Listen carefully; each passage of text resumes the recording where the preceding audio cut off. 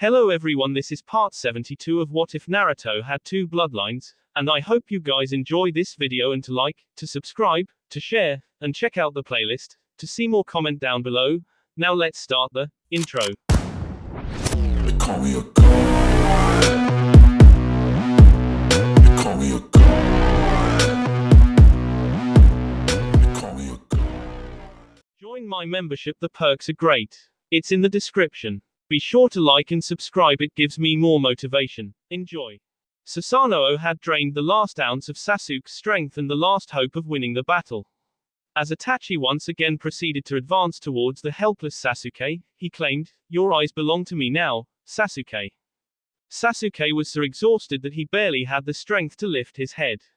He tried to get up and run, or at least put some distance between the two, but all he could muster was trembling from his struggle. Itachi continued to come closer, saying, "I'll take them slowly, I want to savor this." Itachi had finally reached where Sasuke was stuck on his knees. With his older brother looming over him, Sasuke managed to weakly express, "F.U." Itachi responded to these words with nothing more than a bloody smile and a psychotic look. With nothing more than a victorious grunt, he thrusted his bloody hand forward, to pluck out his younger brother's eyes. At this point, Sasuke jumped awake. It was nothing more than a bad dream, or was it? Barely clothed and waking in an icy cold sweat, Sasuke covered himself in the bedding mysteriously provided for him. As he lay down, staring at the ceiling, he noticed the new bandages on various regions of his body. As if some strange force was controlling him, he reached up to his forehead and down between his eyes. Bringing it over his face, he noticed a bit of blood on his fingertips. This shocked him back to his nightmare and the real-life events that transpired in it. Sasuke's nightmare had the events clouded. Although he was in a pinch as the battle was coming to a close, Itachi hadn't taken his eyes. Instead, he cornered him and left his bloody mark on him with a familiar poke to the forehead. Before crashing to the ground, the last words he spoke to his little brother were drowned out by the thunderous roar of the storm they had created. The blood that was now on his face was mostly washed away by the downpour, but a touch remained. Sasuke shook his head as it was all still rather fuzzy. As he opened his eyes, he saw someone's foot at his side. Looking up, he nearly jumped out of his skin at the strange masked figure before him. "There's no need to be frightened. I'm the one that brought you here and gave you some first aid," Toby said, trying not to stir the injured Sasuke too much. "You won but still came out of it pretty badly wounded. You shouldn't be so reckless with your life." Seeing that Sasuke still seemed on edge, Toby assured him, "Don't worry about that last encounter. I'm not your enemy, never have been. Why did you help me? Why did you bring me here?" Sasuke weakly questioned. "I brought you here to tell you something important. It's a story that's sure to clear things up. It's about Itachi and the history of the Uchiha." Sasuke seemed to finally focus on him, so Toby continued, "Are you interested?" He inched forward, giving Sasuke a good look at his own Sharingan. Naruto rushed through the forest, hoping that his grandfather would somehow survive this terrible ordeal. As he hurried back to the village, he noticed something but paid it no mind. If it had nothing to do with Sasuke or Jiraiya, he didn't really care at the moment. Although he didn't really give the mysterious chakra signatures any thought, he would soon have to. They were trailing him. Naruto quickly spun around, hurling a handful of shuriken and kunai at his pursuers. He wasn't so shocked that they deflected his weapons, but it was more so how they did it. Naruto sniffed the air, saying, "Don't tell me. You're." As their cloaks drifted to the ground and two pairs of wings shrunk back into their owners, Naruto could see the fierceness in the red eyes. He would soon recognize them. The red eyes looking at him shifted to blue, and one set began to look at him softly. It only took the few seconds after the horns and tails reverted back to normal before Naruto could correctly place them. You're the Dragon Girls," Naruto stated, unsure as he rubbed his chin. He was on the right track, so one responded, Ryubi and Ryuri, showcasing the other young woman with the sour look. The feelings expressed by her eyes could be seen to sink deeper and deeper into anger as Naruto contemplated on this. Ryubi, Ryuri, Ryuri, Ryubi. He looked them over carefully, taking in every detail. Like, the shorter one, Ryuri, had messy brown hair, in a slight spiky fashion, that branched off into twin tails at the sides of her head. She wore a sleeveless leotard with fishnets underneath. Both the leotard and fishnet top left the upper half of her back exposed to make the transition to winged form more efficient and less disruptive. For pants, she wore tight shorts, well above her knee-high boots, that were buttoned to her leotard but left the front and back of her thighs exposed. Accessories included a scarf around her a tied-off rope as a belt with a tanto at her back, and big sleeves topped off, and held in place by golden bands on each bicep. Watching her react through her blue eyes reminded Naruto of Kakashi, especially since she was keeping the lower half of her face covered by a mask. His eyes narrowed at this, causing Ryuri's eyebrow to twitch in response. The other, on the other hand, was a bit easier to read. Ryubi had a pleasant expression on her face that said that she was happy to see him. At least, that's what it seemed like. As he examined her, she would occasionally fidget in ways that reminded Naruto of Hinata. Although, this was not the case in the outfit department. Hinata was more reserved while Ryubi was dressed in a more enticing manner. Like Ryuri, the brunette had slightly spiky hair with a few thick bangs drooping over her forehead. Her hair was also tied with a black bow into a single, long ponytail. Even the strands of hair down the side of her face were far below her shoulders and ample bosom. Naruto averted his gaze from embarrassment as he found himself staring at her chest. Even though he had looked away, the image of Ryubi was seared into his brain. He could still see the rest of what she had been wearing. Under her scarf, the top of her short black kimono, trimmed with gold, was collared around her like a choker. This kimono was unusual in how it was raised on the left side, but it was clear with the belt of kunai strapped to her thigh. She also had fishnets underneath all of this and a tanto tucked in the back of her obi belt.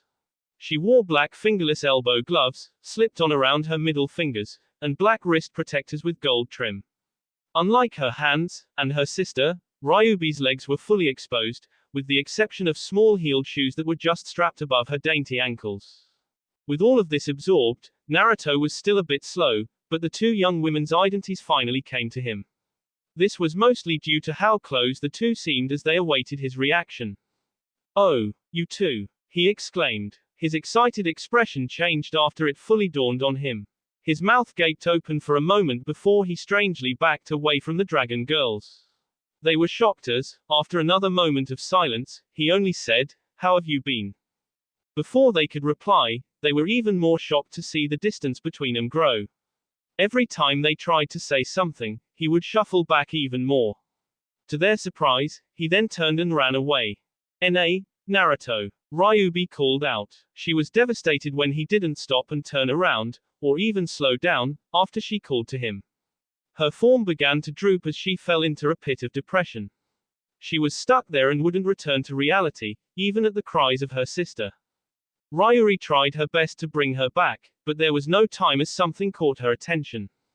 Leaf Village. In the hospital, Yuki sat quietly as she awaited anything about her grandfather's condition.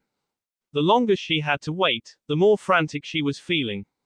As pessimistic thoughts crept into her head, Yuki's breathing began to become more and more shallow. She would have had a panic attack if it weren't for the timely sounds of quickly approaching footsteps. Jolted back, Yuki's eyes shot up to the heavily breathing figure a few feet away. Naruto, she started, teary-eyed. "What's going on?" he asked. She didn't respond with words. This, and the action of running up to him and wrapping her arms around him, began to cause Naruto to worry even more. He wanted to get some kind of answer, but, seeing the condition his sister was currently in, Naruto couldn't bring himself to try. Instead, he forced her to take a seat but never broke away. Together, the two waited, and waited, and waited. Eventually, they were approached by the team that Naruto had left behind. Seeing the state Yuki was in, and, considering how Naruto could end up the same way, they said nothing. They quietly shuffled about and took seats as well. Even the Dragon Sisters followed this example as they joined the group. And, so, the waiting game continued. Naruto lifted his head to see Sakura hobbling out on her new crutch. Behind her were Hinata, Shizune, and Tsunade. He was unsure what to make of their expressions. Each looked emotionally spent with a hint of gloom. Naruto sprang from his seat, Yuki still clinging to his clothes, and asked, "How is he?" No one would answer him, and it began to make Naruto and Yuki worry even more. The others looked to Tsunade as she approached Naruto. She lightly said that she needed to speak with him, and they, with Yuki tagging along, headed a few feet down the hall. She ran her hand over her face before saying, Jiraiya took some serious damage. He was cut, espered, he lost a limb, and his tail was sped from his body. Who would do such a thing? Naruto was silent, a mix of seriousness and woe. Feeling that this wasn't the time to get into this subject, Tsunade continued, I have to say, he was in a pretty critical state when he arrived. It would have taken a great amount of luck and skill to save him. This may not bode well, but he's hanging in there, she revealed. Naruto and Yuki's faces lightened up as the gloomy atmosphere was thankfully lifted. The two chuckled in relief and couldn't stop happily hugging one another. This brought a smile to the others' faces. With a faint smile of her own, Tsunade warned, we did all we could and managed to save him, but there's still a chance that he could relapse. The two nodded as if they understood and asked, can we see him? Tsunade's smile broadened as she nodded. She had the two, alone, follow her to his new room. The rest were made to continue their waiting. The three eased into Jiraiya's room. It could be seen that everything he had been through was still taking its toll. Noticing his visitors, he slowly turned his head and weakly greeted them. Are you okay, Grandpa? Yuki managed to gleam a happy smile. Reserving some of his energy, Jiraiya simply nodded as best he could. Yuki was on the verge of shedding tears of joy as her smile broadened after seeing this. Although he tried to fight it, Naruto was in the same boat. To stop himself, he placed his hand on Yuki's head. She fell back and began cozying up to him. He then said, I knew you'd be okay, you're the best, toughest, perviest guy the first know and love. There's no way you'd let something like this take you out. Jiraiya weakly smiled up at his grandchildren. It could be seen that he even tried to chuckle a bit as they heard, you got that right, he's like a roach. You may not want him around, but you'll have a tough time getting rid of him. Heads turned and all were delighted to see Hitomi smiling proudly. It was a happy occasion with the family all here. Tsunade was going to excuse herself and leave, but, according to Yuki, she didn't have to because she was family as well. She became choked up from the sentiment and agreed to stay, at least, for a little while. They enjoyed themselves but eventually had to leave Jiraiya to get some rest. Almost as soon as their toes crossed the threshold, they were ambushed with questions of concern from some of the search squad. They were quickly assured that he was doing just fine as Naruto and Yuki made their way through, stating that the whole ordeal had exhausted and hungered them. The youngsters departed, with Sakura and Hinata taking up the rear. Kakashi and Yamato hung back however. Being as ever vigilante as he was, Kakashi asked, how are things? From your expression, I take it that you're worried about something.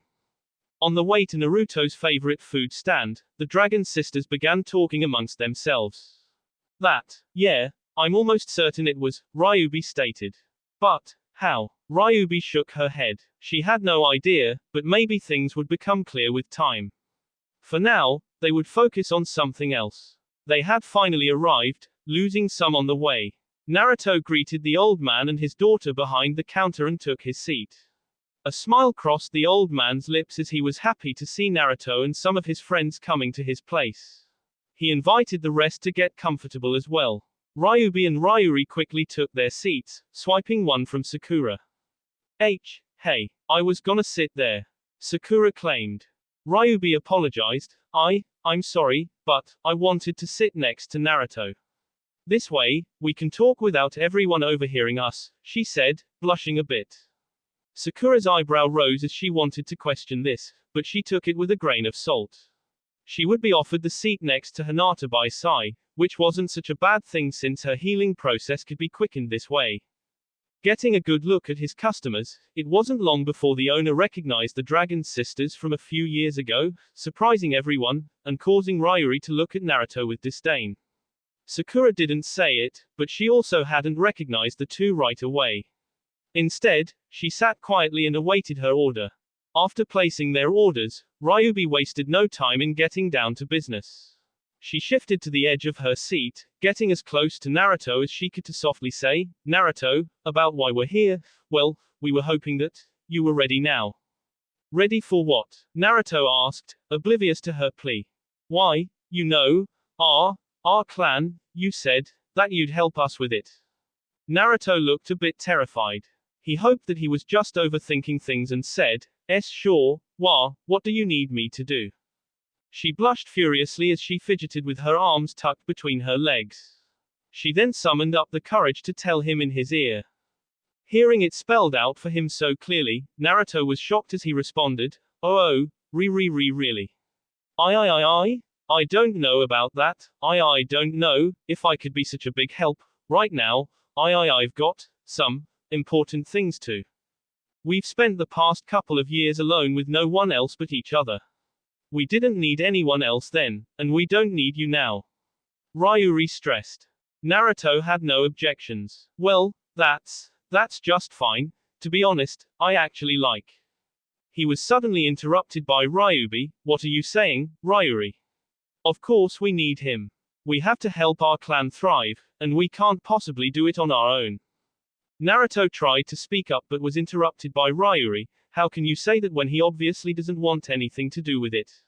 It'd just be pointless anyway since he'd probably be useless anyway. He tried to defend himself but was interrupted again, this time by Yuki, useless. You can't call my brother useless. Not when he does so much to protect this village and save his friends, unlike you and your sister who, I'm sure, haven't done a single important thing since we went our separate ways. Naruto tried to get the two to calm down. You guys don't have to get all riled up over something like this. We've got a while before we have to make a decision about this, right? The two were about to jump back into it but were surprised by Ryubi's sudden action. She jumped up and began affectionately petting Naruto's head. Even more surprising was his reaction. His foot began tapping as he slowly took his seat. As Ryubi kept it up, Naruto's leg began to shake, his tails unwrapped and began strangely wriggling about, two white and black tufts sprang up from his white head, and he began purring contentedly. Seeing how her brother was like putty in the enemy's hand, Yuki directed at Ryubi, I can't stand you. You too, she glared at Ryuri. Things finally began to settle as the light sounds of purring were replaced with that of rough snoring. Embarrassing to all, for various reasons, Naruto had drifted off and was now using Ryubi's chest as a pillow. Seeing Naruto slobbering on her sister, Ryuri began steaming. Her twitchy blue eyes changed to red and her horns emerged. Yuki reacted to this in a similar manner, minus the horns. Both exploded, you wanna go. They were about to turn the small shop into a battlefield, but it was alleviated by the quick and professional service of their food. This also solved the problem of Naruto using Ryubi as a pillow as he shot awake from the delicious smell of ramen. Darn, Ryubi thought. I wish that we could have stayed like that a little longer. Although her fantasy had ended, that didn't stop her from trying to get as close to Naruto as she could. She even, to the dismay of the other girls, tried to feed Naruto, first from her own bowl and then from his. He politely declined this and continued with his meal. Several bowls later, it was finally time to settle the check. Naruto offered, but the old man, Tsuki, told him that it was on the house.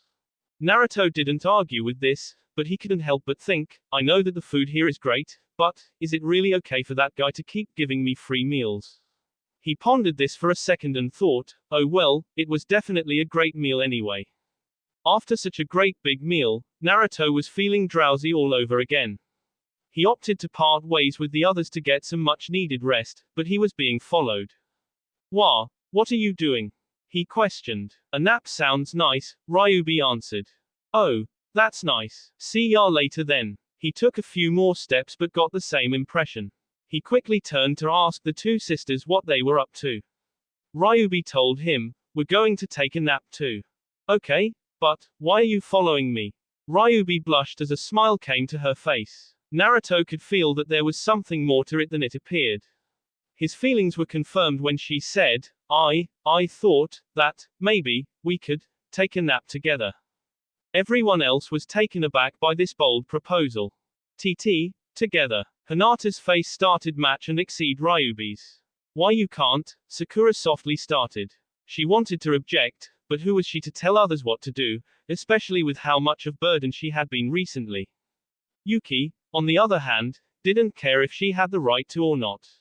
She wouldn't allow something like this to take place, not when her brother was involved. You can't. Yuki exploded.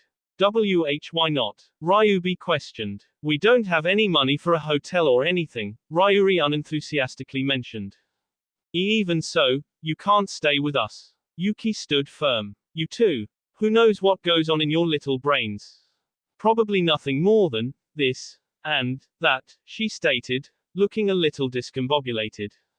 This and that, Hinata thought, once again rivaling Ryubi in shade. Ryubi tried to plead, be you, but hell no, Yuki sternly declined. Naruto didn't know which side to take. On one hand, the Dragon Sisters needed a place to stay but had no money. It would be a nice thing to help them out in some way. On the other hand, if he did offer his room to them, there could be a chance that he'd regret it. It was already bad enough sharing a room with his little sister. Adding the dragon girls to that mix would just make matters worse.